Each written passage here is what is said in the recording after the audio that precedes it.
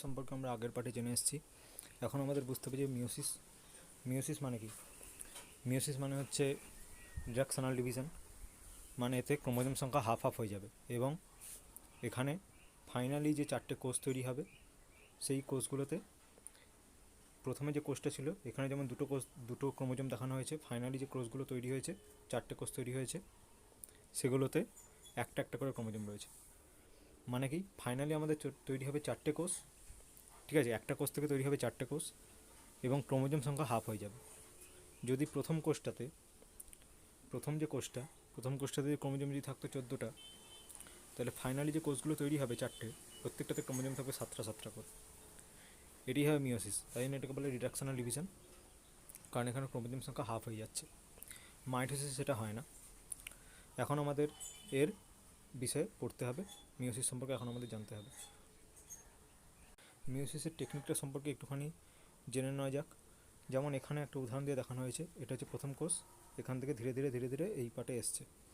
তো কি হয়েছে, প্রথমে কোষটাতে দেখানো হয়েছে একটা লাল ক্রোমোজোম রয়েছে, একটা নীল ক্রোমোজোম রয়েছে, টোটাল রয়েছে 2টো ক্রোমোজোম, ঠিক আছে। তারপর কি হবে, ইন্টারফেজের সময় বলা হয়েছিল ক্রোমোজোম যে কন্টেন্ট তা দ্বিগুণ হবে, মানে ক্রোমোজোমের প্রোটিন, নিউক্লিয় প্রোটিন, ডিএনএ এগুলো সব ডুপ্লিকেশন হয় ইন্টারফেজে। তো ইন্টারফেজে এর ক্ষেত্রেও তাই হয়েছে, ঠিক আছে। প্রথমে হচ্ছে এই যে নীল ক্রোমোজোমটা তার দ্বিগুণ হয়ে গিয়ে এরকম হয়ে গেছে, আর লাল ক্রোমোজোমটা দ্বিগুণ হয়ে গিয়ে এরকম হয়ে গেছে। এখানে শুধুমাত্র কী হয়েছে, ক্রোমোজোমের কন্টেন্ট দ্বিগুণ হয়। আমি অলওয়েজ বলেছি যে এটা অলওয়েজ মাথায় রাখতে হবে যে ইন্টারফেজে শুধুমাত্র ক্রোমোজোমের কন্টেন্ট দ্বিগুণ হয়, ক্রোমোজোম সংখ্যা কখনো দ্বিগুণ হয়ে যায় না। মানে নীল ক্রোমোজোমটাতে যে পরিমাণ ডিএনএ ছিল, আরএনএ ছিল, তার সংখ্যা দ্বিগুণ হয়ে যাচ্ছে। তার মানে এটা নয় যে নতুন কোনো নতুন কোনো ক্রোমোজোম চলে আসছে, ঠিক আছে। ওই ক্রোমোজোমেরই জাস্ট যে কন্টেন্ট দিয়ে তৈরি হয়েছিল, যে ডিএনএ আরএনএ যেগুলো তৈরি হয়েছিল, যেসব ডিএনএ আরএনএ দিয়ে তৈরি হয়েছিল সেগুলোর সংখ্যা দ্বিগুণ হয়ে যাচ্ছে, ঠিক আছে, কিন্তু ক্রোমোজোম সংখ্যা দ্বিগুণ হয়ে যাচ্ছে না। এখানেও 2টো ক্রোমোজোমই রয়েছে, এখানেও রয়েছে 2টো ক্রোমোজোমই, জাস্ট হচ্ছে ক্রোমোজোম কন্টেন্ট দ্বিগুণ হয়ে গেছে। সেটা হয় ইন্টারফেজে, সেটা মাইটোসিসের ক্ষেত্রে হয়, মিওসিসের ক্ষেত্রে হয়। মিওসিসের ক্ষেত্রে প্রথম স্টেপ সেটাই, প্রথমে আমাদের ডুপ্লিকেশন হয়ে গেল, ঠিক আছে। ডুপ্লিকেশন হয়ে যাওয়ার পর তারপরে একটু একটু করে ব্যাপারটা আলাদা হতে থাকবে। মিওসিসের সম্পর্কে আমাদের আরও কয়েকটা বিষয় জানতে হবে, সেটা হচ্ছে যে হোমোলোগাস ক্রোমোজোম কাকে বলে, সাইনপসিস কাকে বলে, ক্রসিং ওভার কাকে বলে। প্রথমে হচ্ছে 2টো ক্রোমোজোম ছিল, সেটা দ্বিগুণ হয়ে গেল, ঠিক আছে, দ্বিগুণ কন্টেন্ট হয়ে গেল। তারপরে কি হচ্ছে, এই যে একটা নীল ক্রোমোজোম আর লাল ক্রোমোজোম দুটো কাছাকাছি চলে এলো, ঠিক আছে। মানে হোমোলোগাস ক্রোমোজোম দুটো কাছাকাছি চলে এলো, এটাকে বলা হয় সাইনপসিস, ঠিক আছে। এইরকমভাবে যে ক্রস আকারে যে গঠন যে করলো, এটাকেই বলা হচ্ছে সাইনপসিস। একটা নীল ক্রোমোজোম আর এই যে লাল ক্রোমোজোমটা এখানে কাছাকাছি চলে আসছে, এটাকে বলা হচ্ছে সাইনপসিস। আর যে এক্সের মতো যে অংশগুলো যে তৈরি হয়েছে, এইগুলোকে বলা হয় কাইজামা, ঠিক আছে। এক্সের মতো যে অংশগুলো, এই যে এখানে ক্রস হয়েছে, এখানেও ক্রস হয়েছে, এটাকে বলা হয় কাইজামা অংশ, ঠিক আছে। কাইজামা অংশ তৈরি হওয়ার পর আর এই টোটালটাকে বলা হয় সাইনপসিস, ঠিক আছে। 2টো ক্রোমোজোম একে অপরের কাছাকাছি চলে এলো হোমোলোগাস পেয়ার কি সেটা কিছুক্ষণ পরে বোঝানো হচ্ছে।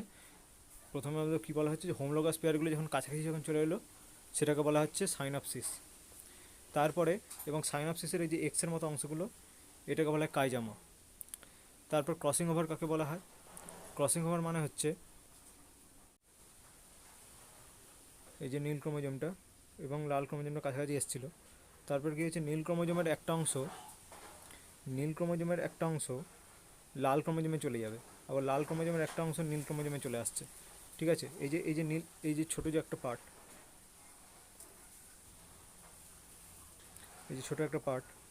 এই ছোটো পার্টের মধ্যে এই যে নীল ক্রোমোজোম অংশটা লাল ক্রোমোজোমের অংশ চলে আসবে এবং লাল ক্রোমোজোমের অংশটাতে নীল ক্রোমোজোম অংশ চলে আসবে।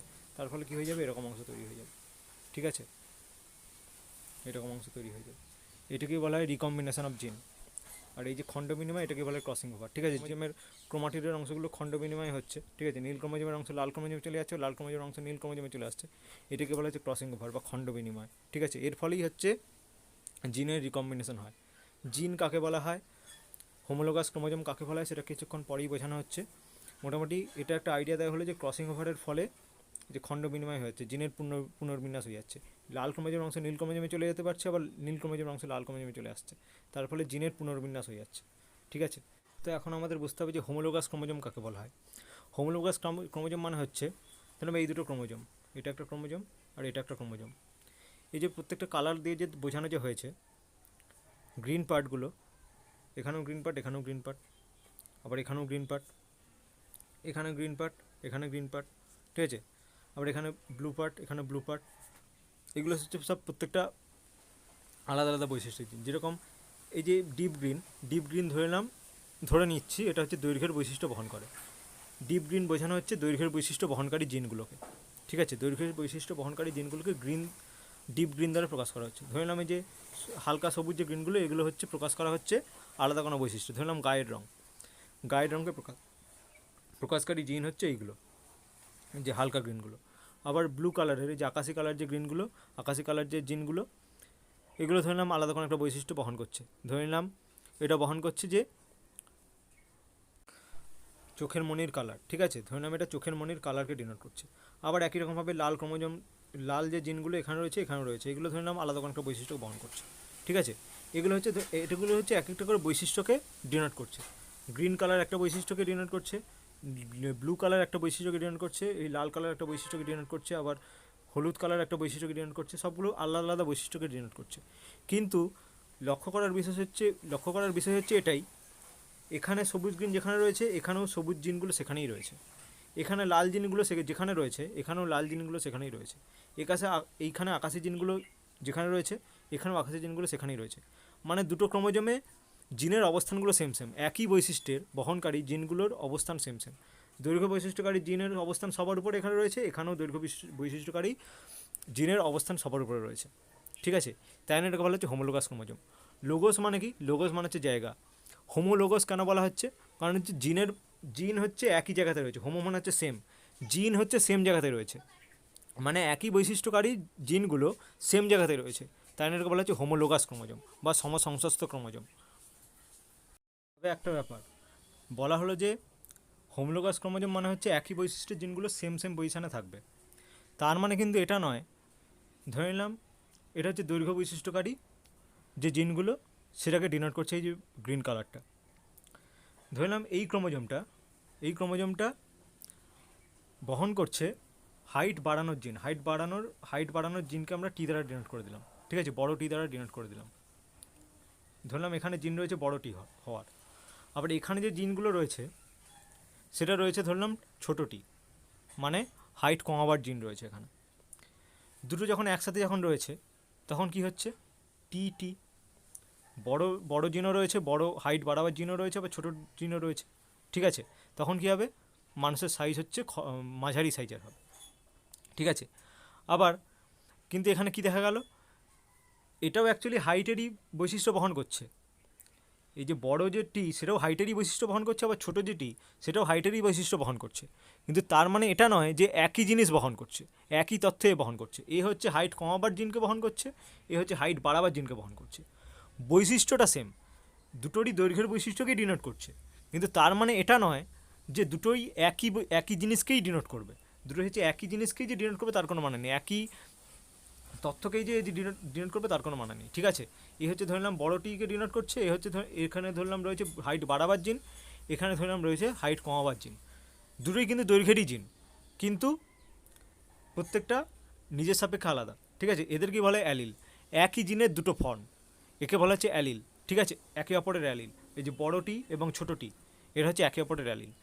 আবার অলওয়েজ যে আলাদা হবে তারও কোনো মানে নেই। ধরলাম এও হচ্ছে বড় লম্বা হওয়ার জিন বহন করছে, এও হচ্ছে লম্বা হওয়ার জিনই বহন করছে। তার মানে কি দুটো একসাথে রয়েছে, তার মানে কি দুটোটি যদি একসাথে থাকে তখন মানুষ হচ্ছে লম্বা হবে, মানুষ অথবা গাছ যেই হোক না কেন সে হচ্ছে লম্বা হবে। আবার দুটোতেই যদি ছোটোটি থাকে সেটাও হতে পারে। দুটোতেই যদি ছোটোটি থাকে তাহলে মানুষ হচ্ছে খর্বকায় হবে, মানুষ বেটে হবে, ঠিক আছে। মোদ্দা কথা হচ্ছে এইখানে যে জিনগুলো রয়েছে প্রত্যেকটাই হচ্ছে দৈর্ঘ্যের বৈশিষ্ট্যই বহন করছে। তার মানে এটা নয় যে অ্যালিলও সেম হবে। অ্যালিল মানে হচ্ছে একই জিনের দুটো ফর্মও থাকতে পারে, কিন্তু জিনটা সেম। জিনটা হচ্ছে দৈর্ঘ্য বাড়াবার জিন, সেটা হচ্ছে সেম। মানে হোমোলোগাস ক্রোমোজোমে একই পজিশানে একই জিন থাকে। মানে ধরলাম এটা একটা জিন, একই পজিশানে এখানেও একই জিনই রয়েছে। তার মানে কিন্তু এটা নয়, এটা বলা হয়েছে এটা ধরলাম চোখের মনির কালার, এ হচ্ছে ধরলাম হচ্ছে কালো কালারের চোখের মনি ডিনোট করে, এ হচ্ছে ধরলাম বাদামি কালারের চোখের মনি ডিনোট করে, ঠিক আছে। কিন্তু দুটো একসাথে রয়েছে, কালো রয়েছে বাদামি রয়েছে, মানে কি তার কি হতে পারে, কালো এবং বাদামি একসাথে মিশ্রিত কোনো কালার হতে পারে, অথবা কালো হচ্ছে বাদামিকে রিসেসিভ কালার হিসেবে একে ধ্বংস করে দিতে পারে, শুধুমাত্র কালোও থাকতে পারে। তো আবার দুটোই যদি বাদামি থাকে তাহলে দুটো একসাথে বাদামিও তৈরি বর্ণ করতে পারে। মোদ্দা কথা হচ্ছে যে ব্যাপারটা হচ্ছে যে জিনটা কী হবে সেটা সেম, এটা হচ্ছে চোখের মনির কালারকে ডিনোট করবে, কিন্তু তার মানে এটা নয় যে একই চোখের মনির কালার হবে সেটাকে ডিনোট করবে, ঠিক আছে, সেটা নয়। হোমোলোগাস ক্রোমোজোম বলতে এটাই যে জিনের অবস্থানগুলো সেম হবে, ঠিক আছে, একই বৈশিষ্ট্য বহনকারী জিনের অবস্থানটা সেম হবে, তার মানে এটা নয় যে বৈশিষ্ট্যটা একই হয়ে যাবে, ঠিক আছে, তার মানে এই জন্য যে প্রত্যেকটার যে জিন ওই জিনের আলাদা ফর্মও থাকতে পারে, ঠিক আছে, একই ফর্মই যে হবে তার কোনো মানে নেই, জিনটা সেম হবে, তার মানে এই যে জিনের ফর্মও সেম হবে, জিনের ফর্ম আলাদা হতেই পারে, জিনের ফর্ম আলাদা হলে তাকে বলা হয় অ্যালিল।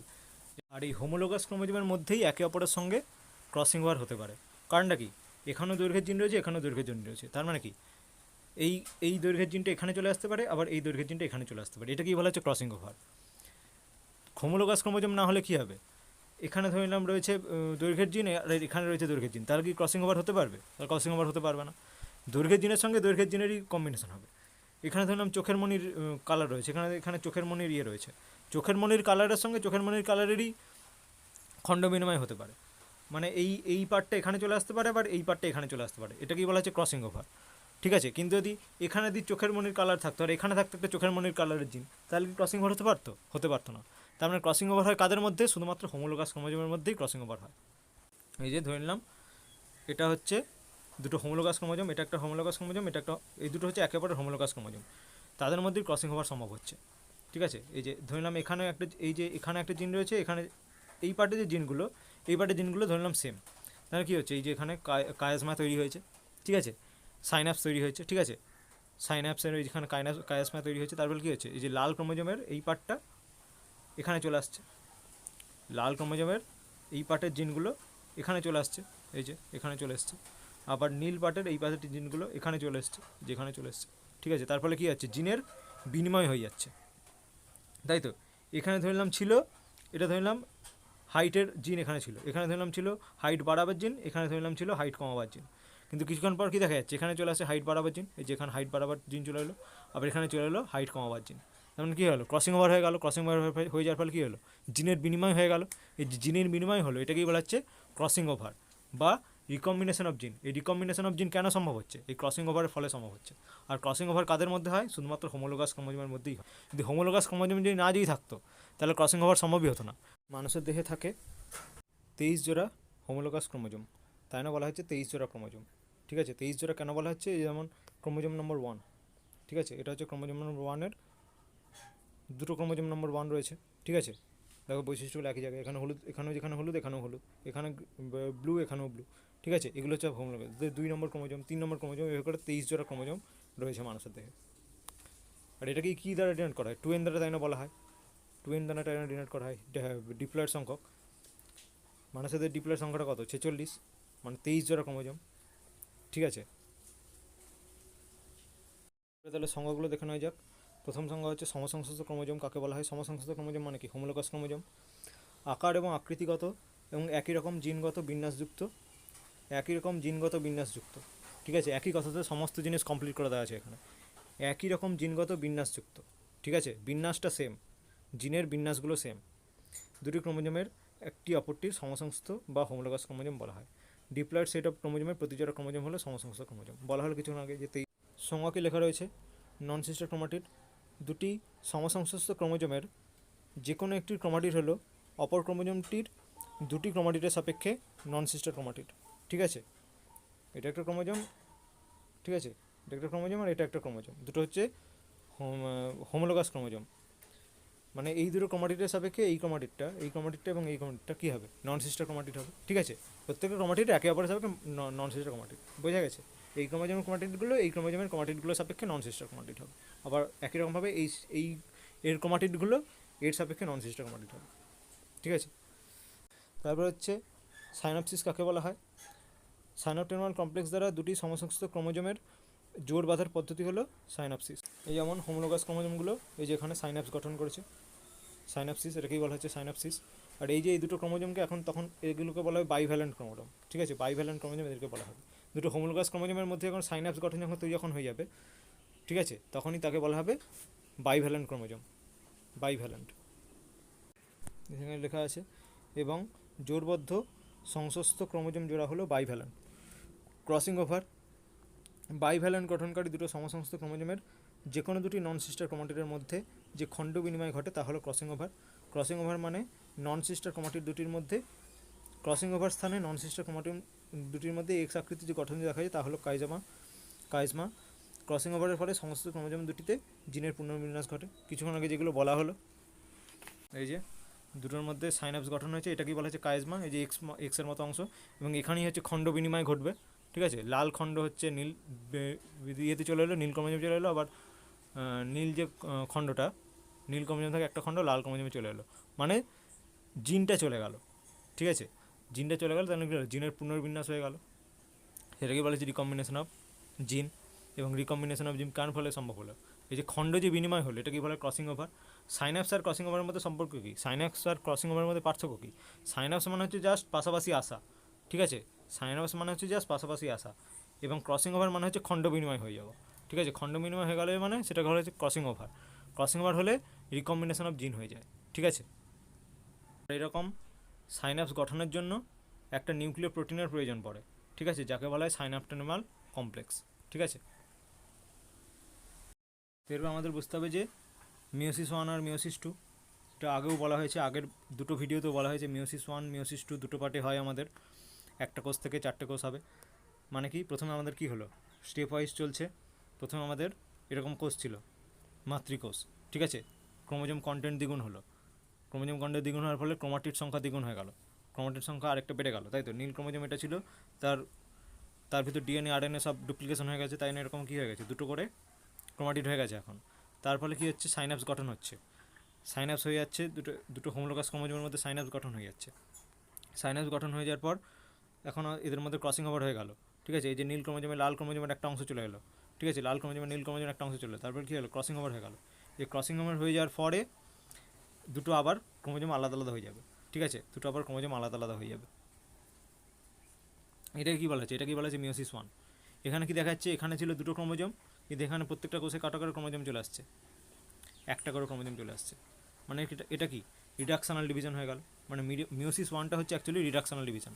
তারপরের যে ডিভিশনটা মিওসিস 2, এটা অ্যাকচুয়ালি মাইটোসিসের মতোই, এখানে জাস্ট কী হবে, জাস্ট হচ্ছে এই যে এই বরাবর ভেঙে যাবে, কাইনেটোকোর বরাবর ভেঙে যাবে এখানে, ঠিক আছে, কাইনেটোকোর বরাবর ভেঙে যাবে। তারপর কী হবে, এই একটা পার্ট চলে যাবে এইখানে, আবার এই একটা ক্রোমাটিড চলে যাবে এখানে, আবার নতুন ক্রোমোজোম হিসেবে কাজ করবে, আবার এই পার্টটা চলে আসবে এইখানে, এবং এই পার্টে চলে আসবে এইখানে। মানে কী হলো, এখানে ছিল একটা ক্রোমোজোম, এখানে প্রত্যেকটাতে অ্যাকচুয়ালি আসছে একটা একটা করে ক্রোমোজোম, মানে এটা কি ইকুয়েশনাল ডিভিশন। এই ডিভিশনটা অ্যাকচুয়ালি মাইটোসিসের মতোই, কিন্তু উপরে যে ক্রোমোজোমটা হলো, ঠিক আছে, উপরে যে এই যে বিভাজনটা যে হলো, এটা অ্যাকচুয়ালি মাইটোসিসের মতো নয়, এটা অ্যাকচুয়ালি রিডাকশনাল ডিভিশন। কিন্তু যদি মুদ্রা কথা যদি ভাবি, মুদ্রা কথা অ্যাকচুয়ালি মিওসিস হচ্ছে অ্যাকচুয়ালি রিডাকশনাল ডিভিশন। ফাইনালি দেখতে গেলে এখানে কটা ক্রোমোজোম ছিল, মাতৃকোষে কটা ক্রোমোজোম ছিল, দুটো ক্রোমোজোম ছিল, কিন্তু অপত্য কোষগুলোতে কটা করে রয়েছে, প্রত্যেকটাতে একটা একটা করে ক্রোমোজোম রয়েছে, এবং একটা একটা করে ক্রোমোজোম সংখ্যা বিশিষ্ট কোষ কতগুলো তৈরি হয়েছে, 4টে কোষ তৈরি হয়েছে, ঠিক আছে, এবং ক্রোমোজোম সংখ্যা হাফ হয়ে গেছে। তার মানে কি, তার মানে এটা অ্যাকচুয়ালি এগুলো অ্যাকচুয়ালি হয় শুধুমাত্র জনন কোষে। তো মিওসিস 1-এর অ্যানাফেজে কী হবে, মিওসিস 1-এও সেরকম ভাগ থাকে, ঠিক আছে, প্রোফেজ 1, মেটাফেজ 1, অ্যানাফেজ 1, টেলোফেজ 1। তো অত ভাগ আমাদের এখানে শেখানো হয়নি। মোটামুটি অ্যানাফেজ 1-এ তো আমরা জানি যে ক্রোমোজোম ভাগ হয়, কিন্তু মিওসিস 1-এর অ্যানাফেজের ক্ষেত্রে কী হবে, এখানে যেমন ছিল 6টা ক্রোমোজোম, তার মধ্যে 3টে ক্রোমোজোম চলে যাচ্ছে এই পাশে, আবার 3টে ক্রোমোজোম চলে আসছে এই পাশে। ভালো করে লক্ষ্য করো, 6টা ক্রোমোজোম যদি মাইটোসিসের ক্ষেত্রে হতো তাহলে কী হতো, সেন্ট্রোজোম বরাবর ভাগ হতো, তার পক্ষে 6টা ক্রোমাটিড যেত এইখানে, আর 6টা ক্রোমাটিড আসতো এখানে, এবং সেগুলো আবার নতুন করে ক্রোমোজোম হিসেবে কাজ করতো। কিন্তু এর ক্ষেত্রে কী হচ্ছে, 3টে ক্রোমোজোম চলে আসছে এই পাশে, আবার 3টে ক্রোমোজোম চলে আসছে এই পাশে, ঠিক আছে। 6টা ক্রোমোজোম ছিল টোটাল, তার মধ্যে 3টে ক্রোমোজোম চলে যাচ্ছে এক পাশে, এবং 3টে ক্রোমোজোম চলে আসছে আরেক পাশে। তাহলে কী হচ্ছে, এ পাশে 3টে ক্রোমোজোম হয়ে যাচ্ছে, এ পাশে 3টে ক্রোমোজোম হয়ে যাচ্ছে, মানে মেন যে ক্রোমোজোম সংখ্যা ছিল তার হাফ হয়ে যাচ্ছে। 6টা ক্রোমোজোম ছিল মাতৃকোষে, ভাগ হয়ে যাচ্ছে, এখানেও 3টে ক্রোমোজোম চলে আসছে, এখানেও 3টে ক্রোমোজোম চলে আসছে। এই যে এগুলো সব হচ্ছে হোমোলোগাস ক্রোমোজোম, হোমোলোগাস ক্রোমোজোমগুলো একটা ক্রোমোজোম এক পাশে যাচ্ছে এবং আরেকটা ক্রোমোজোম আরেক পাশে যাচ্ছে, একটা ক্রোমোজোম এক পাশে যাচ্ছে, এটা আরেকটা ক্রোমোজোম আরেক পাশে যাচ্ছে, এটাকেই বলা হচ্ছে ডিসজাংশন, ঠিক আছে।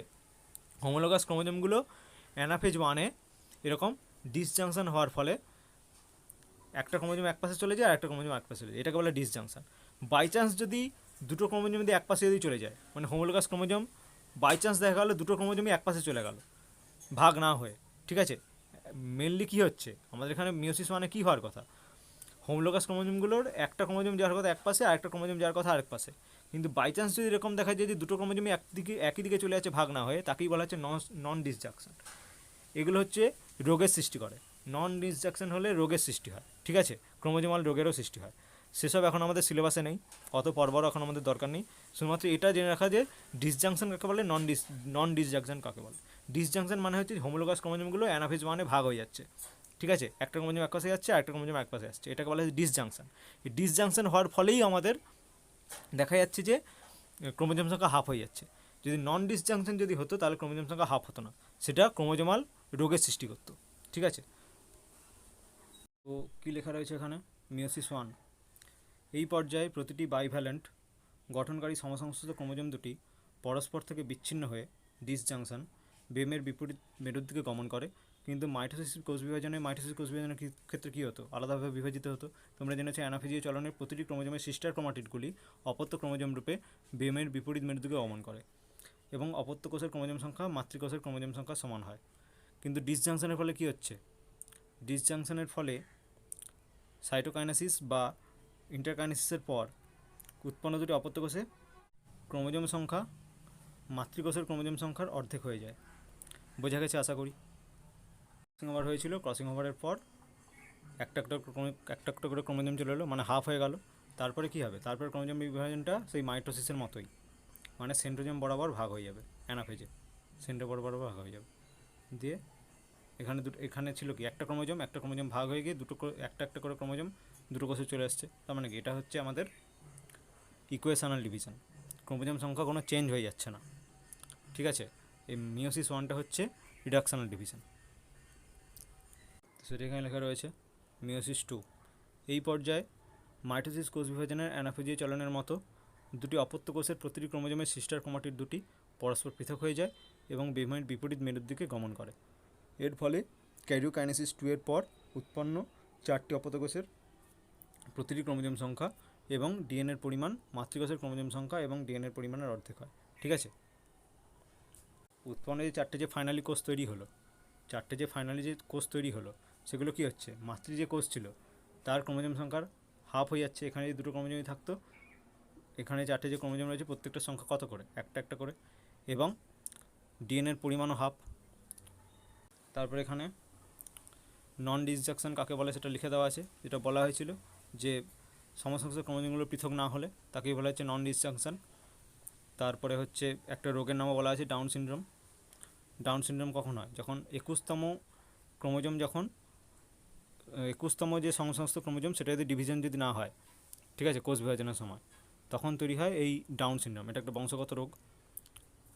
মানুষের দেহে তো 23 জোড়া হোমোলোগাস ক্রোমোজোম রয়েছে, তার মধ্যে এই যে 21 নম্বর যে হোমোলোগাস ক্রোমোজোমটা, এটা যদি কোষ বিভাজনের সময় যদি বিভাজিত না যদি হয়ে যায়, আমাদের কী হওয়ার কথা, একটা ক্রোমোজোম এক পাশে যাওয়ার কথা, একটা ক্রোমোজোম এক পাশে যাওয়ার কথা মিওসিস ওয়ানের সময়, সেটা যদি না হয়, দুটোই যদি একই পাশে যদি চলে যায়, তখন তৈরি হবে কি ডাউন সিনড্রোম, ঠিক আছে। এটা একটা জেনেটিক রোগ, নামটা মনে রাখতে হবে, একটা নন ডিসজাংশনের ফলে উৎপন্ন একটি ক্রোমোজোমাল রোগের নাম ডাউন সিনড্রোম। তারপর কয়েকজন বিজ্ঞানীর নাম দেওয়া আছে, তাদের কাজগুলো মনে রাখতে হবে। যেমন সাইনাপসিস প্রথম পর্যবেক্ষণ করেন মন্টগোমারি, তবে সাইনাপটোমাল কমপ্লেক্সের বর্ণনা দেন মোজেস, আর হচ্ছে জোহানসেন হচ্ছে প্রথম কায়াজমার পর্যবেক্ষণ করে। মিওসিস কোষ বিভাজন কোথায় হয়, মিওসিস কোষ বিভাজন হয় শুধুমাত্র মানুষের দেহে জনন কোষে মিওসিস কোষ বিভাজন হওয়ার প্রয়োজনটা কি, ক্রোমোজোম সংখ্যা হাফ করে নিতে হয়। এখানে 2n সংখ্যক ক্রোমোজোম রয়েছে, মানে কি মানুষের 46টা ক্রোমোজোম রয়েছে। যদি জনন কোষে যদি 23টা করে ক্রোমোজোম যদি আনা যায়, গ্যামেটে যদি 23টা করে ক্রোমোজোম যদি আনা যায়, তাহলে কী হবে, জন্মের সময় তো দুটো গ্যামেট তো মিশ্রিত হবে, তখন কী হবে, নতুন যে জাইগোট যে তৈরি হবে তাতে কী হবে 46x2 সংখ্যক ক্রোমোজোম চলে আসবে। মানে মিওসিস কোষ বিভাজন যদি হতো জনন কোষে, তাহলে কতগুলো করে ক্রোমোজোম থেকে যেত, 46টা করে ক্রোমোজোমই থেকে যেত, ঠিক আছে। পুরুষ গ্যামেটেও 46টা ক্রোমোজোম, স্ত্রী গ্যামেটেও 46টা ক্রোমোজোম, তাদের মিলনে যে জাইগোট যে তৈরি হবে, কতগুলো ক্রোমোজোম থেকে যাবে, 92টা সংখ্যক ক্রোমোজোম হয়ে যাবে। মানে কি নতুন একটা প্রাণী সৃষ্টি হয়ে যাবে, কিন্তু তা তো হওয়া সম্ভব নয়, কারণ আমাদের কী করে নিতে হয়, হাফ করে নিতে হয়। হাফ হাফ করে নেওয়ার জন্যই আমাদের মিওসিস কোষ বিভাজন। মানে কী হবে, জনন কোষে মানে গ্যামেটে, পুং গ্যামেটেও থাকবে 23টা ক্রোমোজোম, স্ত্রী গ্যামেটে থাকবে 23টা ক্রোমোজোম। তাদের যখন মিশ্রণ যখন হবে তখন কী হবে, 46টা ক্রোমোজোম হবে জাইগোটে। এই জাইগোটে 46টা ক্রোমোজোম আসার জন্য আমাদের কী হতে হলো, বিভাজন হতে হলো। এটাই হচ্ছে মিওসিস কোষ বিভাজন। মিওসিস কোষ বিভাজন হয় শুধুমাত্র গ্যামেটে, আর এবং প্রয়োজনীয়তা হচ্ছে এইটা, যাতে নতুন কোনো ধরনের প্রাণী যাতে উৎপন্ন না হয়ে যায়। এবার হচ্ছে মিওসিসের তাৎপর্য। জনন কোষ উৎপাদন, ডিপ্লয়েড জনন মাতৃকোষ টুয়েন মিওসিস পদ্ধতিতে বিভাজিত হয়ে হ্যাপ্লয়েড সংখ্যক জনন কোষ তৈরি করে। মানুষের সাথে 46টা ক্রোমোজোম আছে, 23 জোড়া, সেখান থেকে কী হবে, 23টা সংখ্যক ক্রোমোজোম বিশিষ্ট জনন কোষ তৈরি করবে। প্রজাতির ক্রোমোজোম সংখ্যা ধ্রুবক রাখা। যৌন জননের সময় নিষেকের মাধ্যমে দুটি হ্যাপ্লয়েড জনন কোষ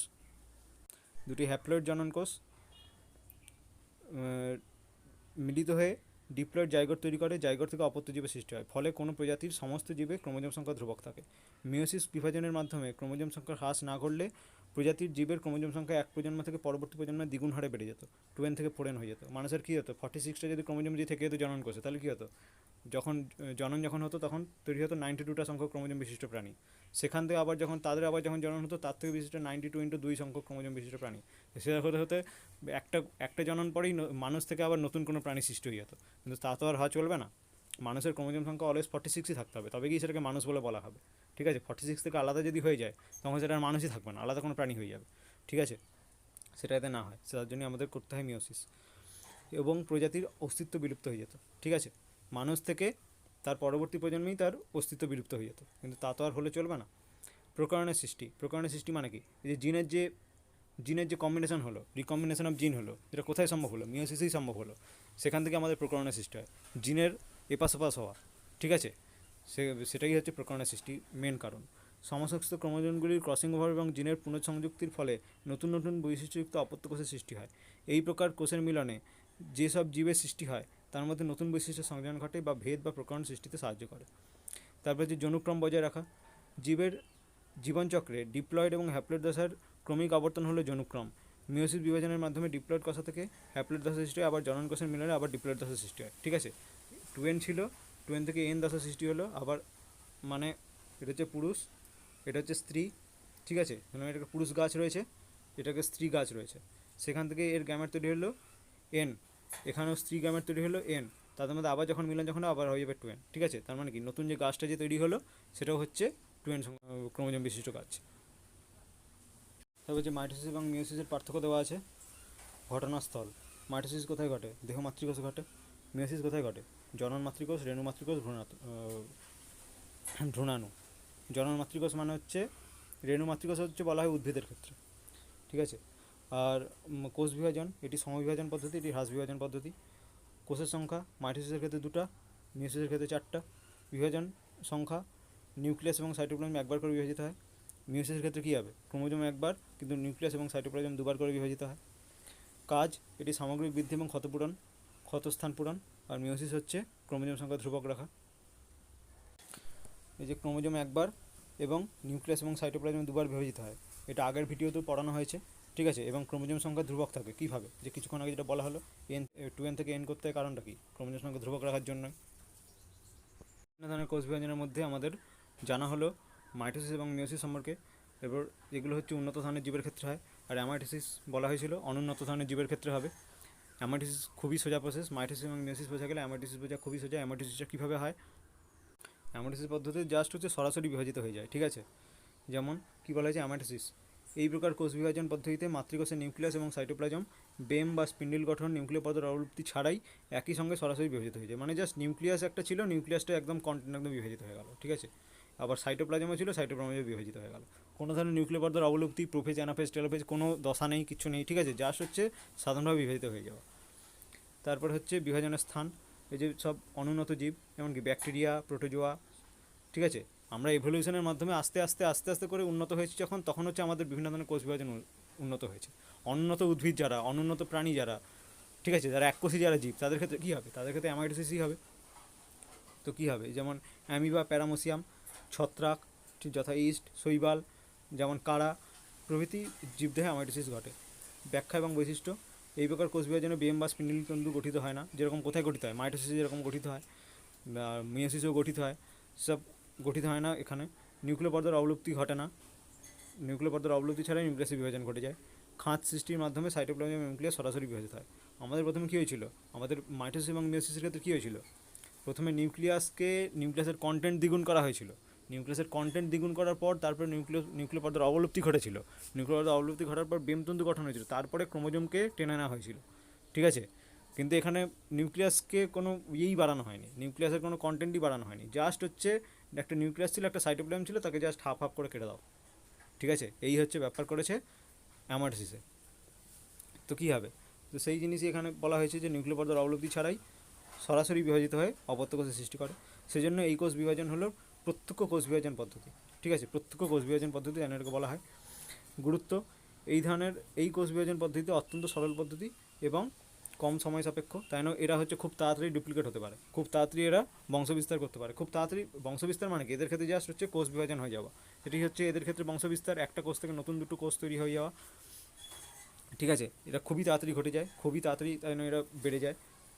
তারপরে হচ্ছে প্রত্যেক কোষ এই পদ্ধতিতে ক্রোমোজোমী অংশের আদান প্রদান ঘটে না, তাই অপত্যে নতুন কোনো জৈব বৈশিষ্ট্যের আগমন ঘটে না। যেমন মাইটোসিসে কী হয়েছিল, মাইটোসিসে হচ্ছে ক্রসিং ওভার হয়েছিল, ক্রসিং ওভার হওয়ার ফলে জিনের পুনর্বিন্যাস হয়েছিল, তার ফলে কী হচ্ছিল, নতুন ধরনের বৈশিষ্ট্য আগমন ঘটার রয়েছে।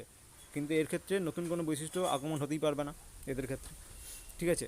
অভিযোজন এবং অভিব্যক্তিতে এই ধরনের কোষ বিভাজনের কোনো ভূমিকা নেই, ঠিক আছে।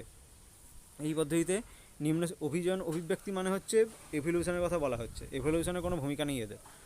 তারপরে এই পদ্ধতিতে নিম্ন শ্রেণীর জীবেরা বংশবিস্তার করে, এটাই বলা হয়েছে।